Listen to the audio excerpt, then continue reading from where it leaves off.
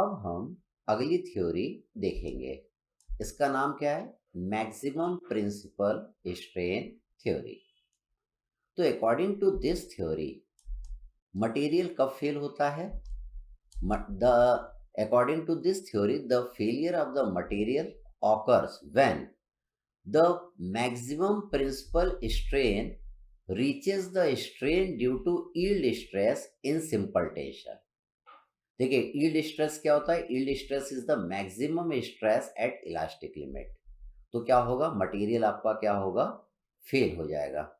और the minimum principal strain reaches the strain due to yield stress in simple compression. हम इसको समझते हैं थोड़ी देर में। तो इसमें ये इसका दूसरा नाम ध्यान रखिएगा, इसको हम क्या बोलते हैं? सेंट विनेंट थ्योरी भी बोलते हैं, क्योंकि इन्होंने क्या करा था? इस वाली थ्योरी को खोजा था। ठीक है, इनने खोजा था। तो this theory is also known as Saint Venant theory. ठीक, तो देखिए, मान लीजिए आपको एक 3 डायमेंशन स्ट्रेस सिस्टम आपको दिया हुआ है। ठीक, हम स्ट्रेस स्ट्रेन कर्व जानते हैं। ये देखिए, स्ट्रेस स्ट्रेन कर्व बनता हुआ आपको नजर आ रहा है। तो यहाँ पे आपको मालूम है ये आपकी प्रोपोर्शनैलिटी लिमिट होता है। और मटेरियल में फेलियर कब होता है? इलास्टिक लिमिट पर होता है, इसके बाद होता है। इसके बाद मटेरियल आपका क्या? फेल हो जाता है। अब यहाँ पे जो स्ट्रेस आ रहा है उसको हमने क्या बोला है? सिग्मा टी बोला है। तो देखिए, मटेरियल आपका कब फेल होगा? देखिए, यहाँ पे प्रिंसिपल स्ट्रेस लग रही सिग्मा 1, यहाँ पे सिग्मा 2, यहाँ पे सिग्मा 3। सिग्मा 1 आपका ग्रेटर देन है सिग्मा 2 और सिग्मा 3 से। तो sigma 1 is the major principal stress है। तो इसके कारण यहाँ पे जो स्ट्रेन आएगा दैट इज E1 आएगा। तो देखिए, यहाँ पे मैक्सिमम प्रिंसिपल स्ट्रेन E1 है और strain due to stress at elastic limit.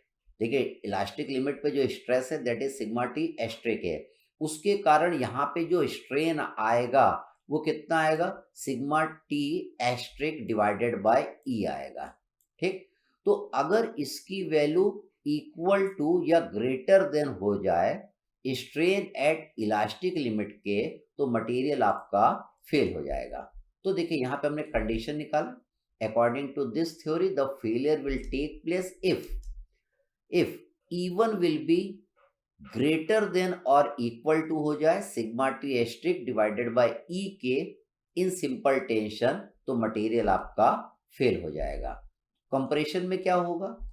Compression में क्या होगा? E3। E3 मतलब यहाँ के स्ट्रेन, यहाँ पे स्ट्रेन, ये कंप्रेसिव स्ट्रेन है। अगर इसकी वैल्यू ग्रेटर देन और इक्वल टू हो जाए किसके? Sigma C asterisk upon E के, तो क्या होगा? मटेरियल आपका फेल हो जाएगा। तो ये कंडीशन हमें ध्यान में रखना है। तो वो क्या बोलता है? अगर किसी मटेरियल में मैक्सिमम प्रिंसिपल स्ट्रेन की value strain at elastic limit के बराबर हो जाए या ग्रेटर देन हो जाए, तो मटेरियल आपका फेल हो जाएगा। तो यहाँ पे देखिए, सिग्मा टी एस्ट्रिक की वैल्यू क्या है? Tensile stress at elastic limit है इन सिंपल टेंशन। और सिग्मा सी एस्ट्रिक आपका क्या है? Compressive stress at elastic limit है इन सिंपल टेंशन। ठीक, अब देखिए, इसकी मॉड वाली वैल्यू लेना पड़ेगा, एब्सोल्यूट वैल्यू हम लोग लेंगे दैट इज सिग्मा 3। देखिए, आप जानते हैं E1 आप क्या लिख सकते हैं? E1 को आप क्या लिख सकते हैं? 1 by E in bracket sigma 1 minus mu times sigma 2 plus sigma 3। जब हमने पॉइजन्स रेशियो पढ़ा था पहले चैप्टर में, तो उस समय मैंने आपको ये वाला डेरिवेशन करके बताया था। तो देखिए, principal strain in x direction किसके बराबर आ गया? 1 by E sigma 1 minus mu times sigma 2 plus sigma 3। अगर ग्रेटर देन और इक्वल टू हो जाए sigma t asterisk upon E के, तो मटेरियल आपका फेल हो जाएगा। तो ई से ई आपका कट जाएगा।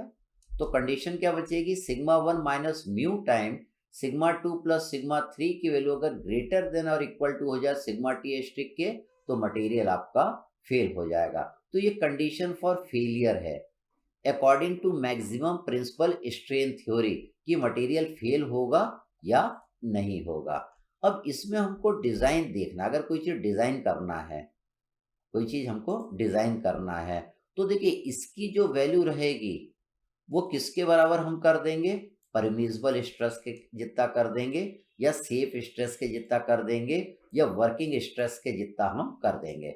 मतलब इसकी वैल्यू अगर इक्वल टू के जितना हम करेंगे, ये कंडीशन को ध्यान में रखते हुए हम कोई भी चीज़ का डिज़ाइन करेंगे। तो मैं डिज़ाइन करना आपको बताऊंगा, तो ये डिज़ाइन क्राइटेरिया आपको ध्यान में रखना है।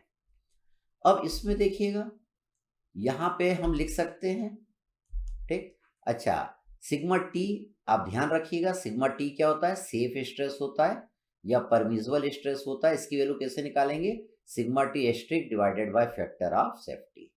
इसी तरीके से इस साइड भी हम सॉल्व कर लेंगे। E3 की वैल्यू हम लिख देंगे यहाँ पे, E3 की वैल्यू क्या होगी, 1/3 sigma 3 minus mu time sigma 1 plus sigma 2। अगर इसकी वैल्यू ग्रेटर देन और इक्वल टू हो जाए sigma 3 asterisk divided by E के, तो मटेरियल आपका फेल हो जाएगा। तो यहाँ पे ई से ई कट जाएगा, आपकी ये वाली इक्वेशन बनेगी। ये किसकी कंडीशन है, for the theory of failure. Fail कब होगा, जब इसकी वैल्यू से ग्रेटर देन या इक्वल टू हो जाएगी, तो मटेरियल आपका फेल हो जाएगा। डिजाइन क्राइटेरियन क्या ध्यान रखना है, कोई भी चीज डिजाइन करते समय इसकी वैल्यू इक्वल टू किसके लिखना है, सिग्मा सी रखना है। सिग्मा सी आपका क्या है, it is the safe stress है, परमिसिबल स्ट्रेस है। ये कैसे निकालोगे, sigma C strict divided by factor of safety से, है ना। इसको आप डिवाइड कर देंगे फैक्टर ऑफ सेफ्टी से, तो सेफ स्ट्रेस या परमिसिबल स्ट्रेस आ जाएगा। ये क्या है, स्ट्रेस एट इलास्टिक लिमिट के। तो हमें ये कंडीशन ध्यान में रखनी है कोई चीज़ पता करने के लिए कि वो फेल होगी या नहीं होगी, और कोई चीज़ डिज़ाइन करने के लिए हमें ये वाली कंडीशन को ध्यान में रखना है। ये टेंशन के लिए है, और इस साइड मैंने क्या लिखा है, ये कंप्रेशन के लिए है। अब हम इससे रिलेटेड प्रॉब्लम देखते हैं, फिर थ्योरी करेंगे।